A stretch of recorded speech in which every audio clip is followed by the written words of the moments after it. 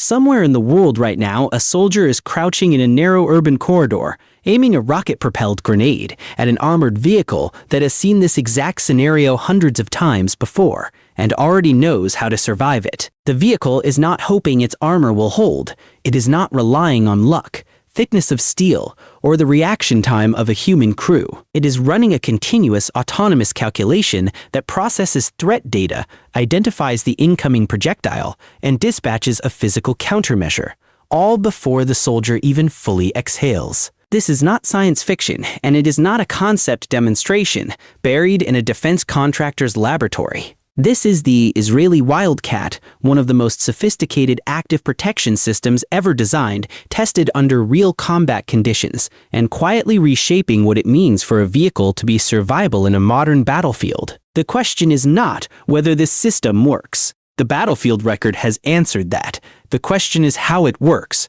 why it consistently defeats weapons that were specifically designed to destroy armored targets, and what its existence means for the future of ground warfare in a world where anti-armor technology has never been more widely available or more lethal than it is today. For most of the 20th century, the answer to the question of how to protect an armored vehicle was deceptively simple: make it thicker, make it heavier, and make the materials harder and more resistant to penetration. That logic held up reasonably well through 2 world wars and into the Cold War era, when the primary threat to a tank was another tank firing a kinetic energy round across a relatively open battlefield with identifiable fronts and predictable engagement distances. But the emergence and global proliferation of the RPG, the rocket-propelled grenade, fundamentally disrupted that equation, placing a devastating anti-armor capability into the hands of individual soldiers who could disappear into crowds, buildings, and dense urban terrain that no amount of additional steel plating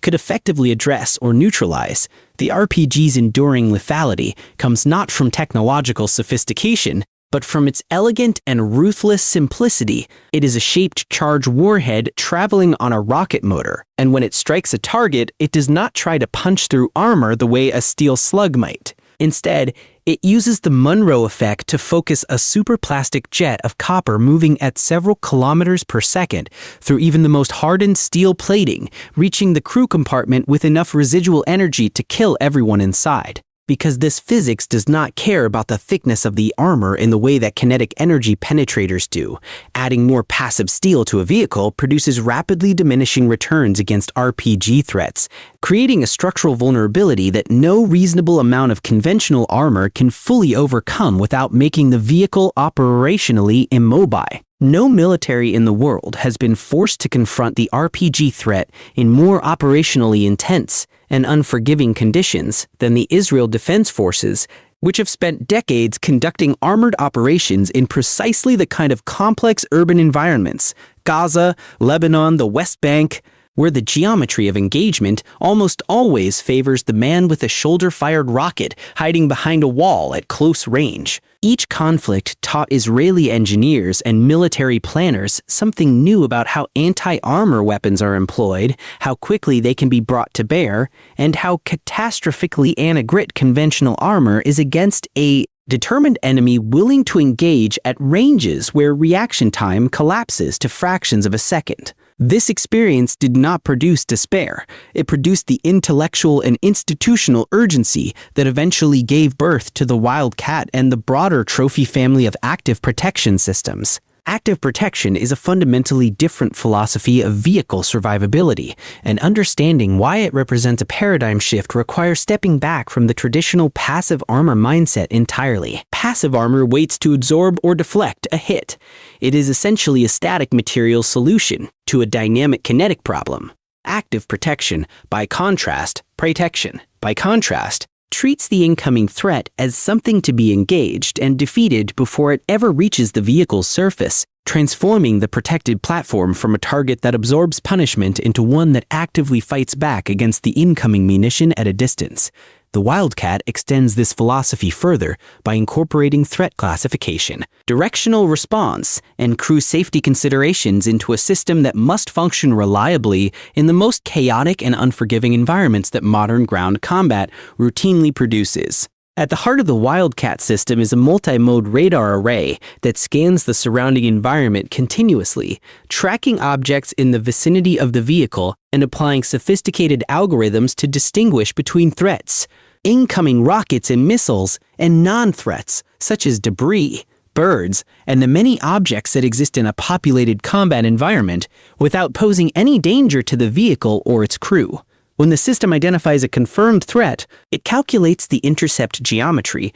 with extreme precision, determining not only where the projectile will arrive, but also at what point in its trajectory a countermeasure can be deployed with the maximum probability of defeating it at a safe distance from the hull, then triggers a directional munition that intercepts and neutralizes the incoming round before it can execute its lethal function. Unlike many defense technologies whose effectiveness lies primarily in press releases and controlled test environments, the Wildcat and Trophy family of systems have been evaluated against the harshest possible judge: actual combat in densely populated urban terrain against adversaries who have spent years learning to defeat Israeli armor and who have access to a wide range of modern anti-armor munitions, including tandem-charge warheads specifically designed to defeat reactive armor. The results that have emerged from operations in Gaza and elsewhere present a compelling operational picture. Vehicles equipped with these systems have survived engagements that would have resulted in catastrophic kills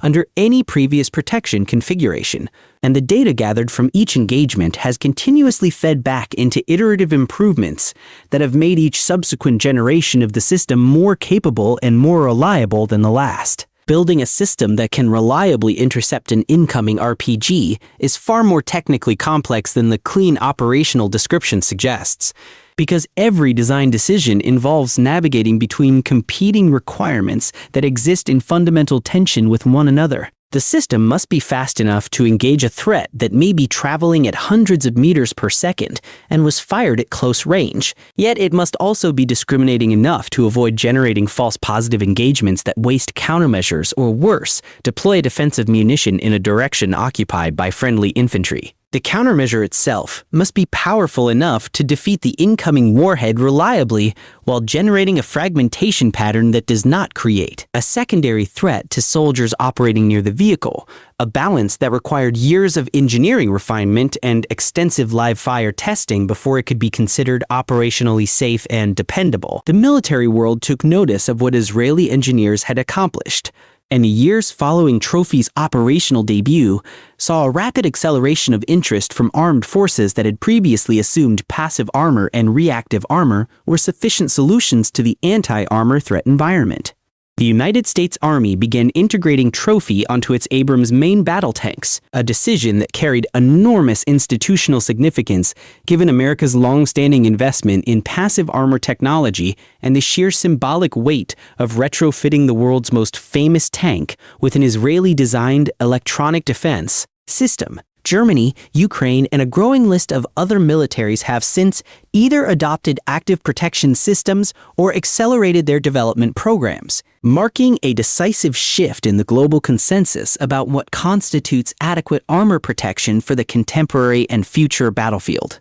Every advance in defensive technology in military history has triggered a corresponding effort to find the vulnerability, the limitation, or the operational condition under which the defense fails, and active protection systems are no exception to that pattern. Adversaries and competing defense establishments have been studying the known parameters of Trophy-class systems to identify countermeasures of Trophy-class systems to identify countermeasures, including the use of multiple simultaneous threats from different vectors to saturate the system's engagement capacity, the employment of low observable or unconventional trajectories that complicate radar tracking, and the development of munitions specifically optimized to defeat countermeasures before they can fully function. The Wildcats, designers are aware of every one of these potential defeat mechanisms, and the system's architecture has been built with precisely this ongoing competition in mind, incorporating redundancy,